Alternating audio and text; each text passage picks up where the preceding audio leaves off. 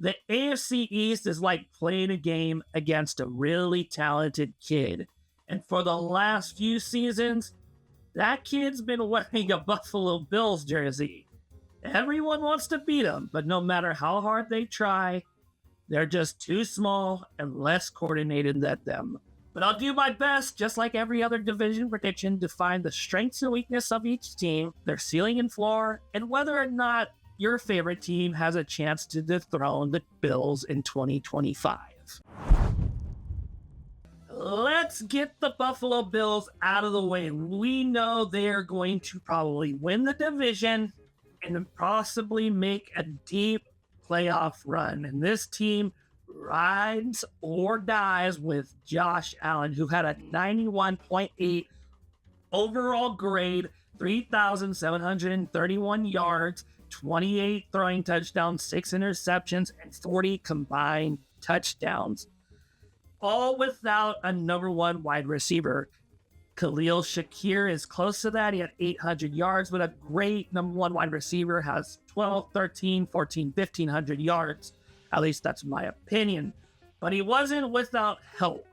He had James Cook, who barely finished with over 1,000 yards, 16 touchdowns, breaking O.J. Simpson's record in that offensive line was really good. Only allowing 14 sacks, which is the lowest in Josh Allen's career. Almost had 3 seconds to throw from the pocket. Ranked 9th in the NFL for rushing yards per game with 131.2, and were 3rd in pass block win rate. This team has a winning culture, a good coach, something we couldn't say for the days of J.P. Losman and Trent Edwards. If you guys remember them, let me know in the comments. Third down, though, was a problem for them. They allowed a 44.54 percentage conversion rate. That's probably why they lost to the Chiefs in the AFC Championship, and the Bills also struggled in the secondary. Cole Bishop had a coverage grade of 45.7, 118 passer rating allowed. Christian Benford was their one bright spot in the secondary at 82.8 coverage grade, 72.3 passer rating against, 2 interceptions, and 31 receptions allowed.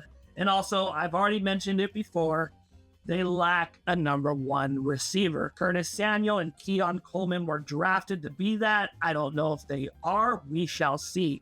But after losing the AFC Championship to the Chiefs, the Bills are looking to build on their defense. They signed Joey Bosa to replace Von Miller. Now, Joey Bosa is injured, but when he's on the field, he's a very good pass rusher. Tre'Davious White rejoins the secondary, and to help fix the secondary, they drafted a kid out of Kentucky, Maxwell Hairston, who has long arms, plays great in zone coverage, but struggles against bigger, more athletic receivers.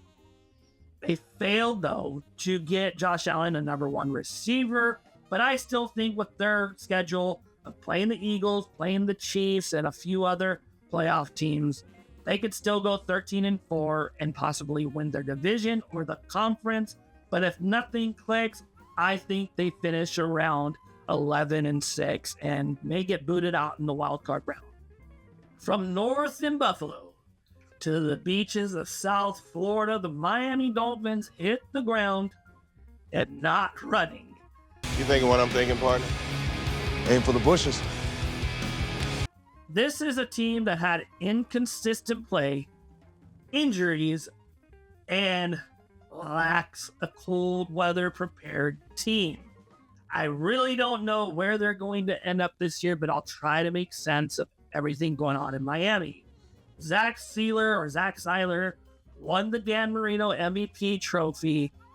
11 sacks, a 78.6 overall grade, the first defensive lineman to win that MVP award since Ndamukong Suh did it in 2017. Although not as good as last year, Devon Achane finished with 907 yards on the ground, 78 receptions, 592 yards receiving, and 12 total touchdowns.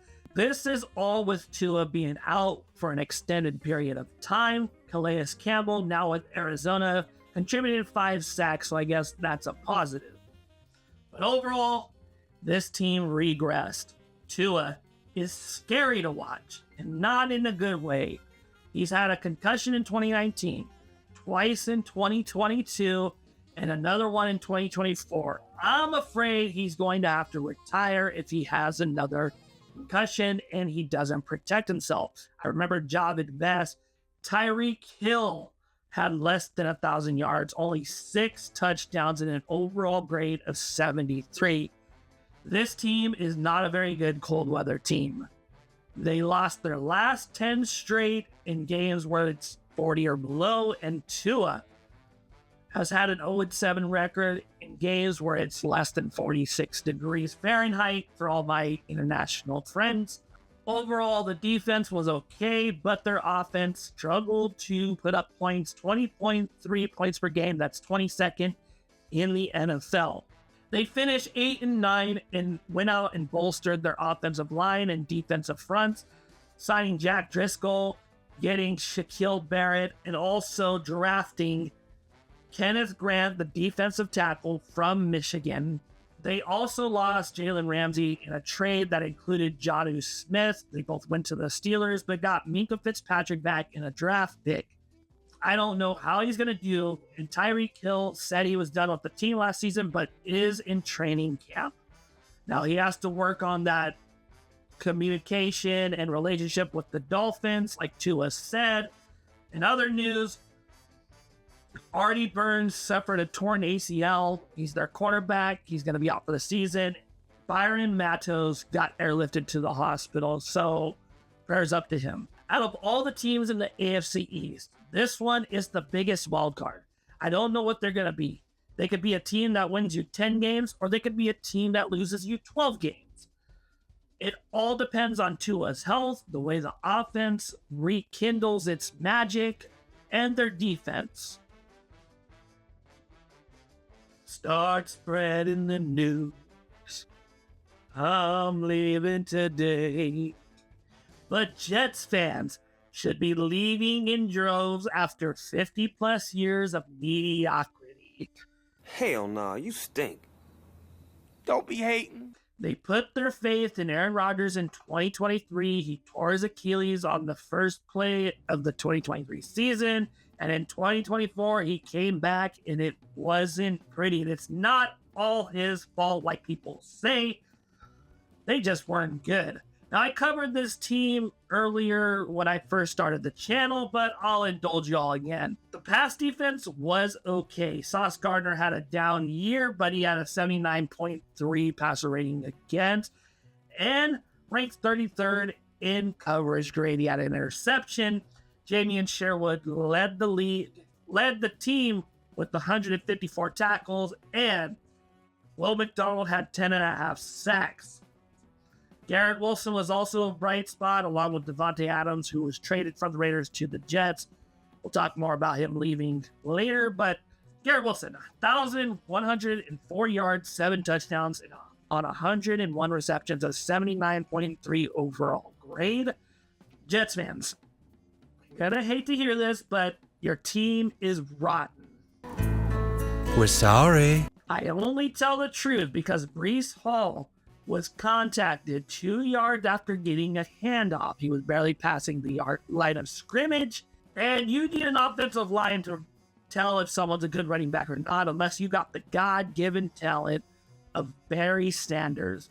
Rodgers, when you look at him, though, actually performed all right. He was 9th. He had 26 big-time throws, which was 9th in the NFL, and only 12 turnover-worthy throws. The offensive line had a 56% win rate, but Rodgers' quick release had a lot with them doing that.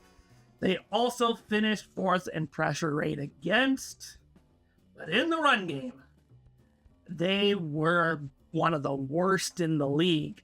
The Jets were also a team that missed a ton of tackles, including 18 against the 49ers in a 32-19 loss.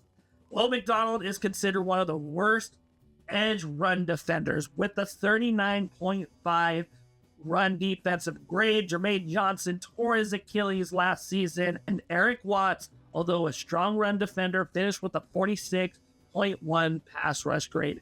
So when players were good in one area, they just completely bombed in others, and some players were bad, like Hassan Reddick, who went to the Tampa Bay Buccaneers after finishing with only 1 sack.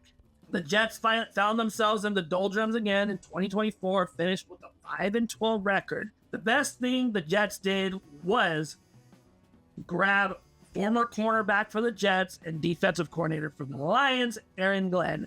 He's tough.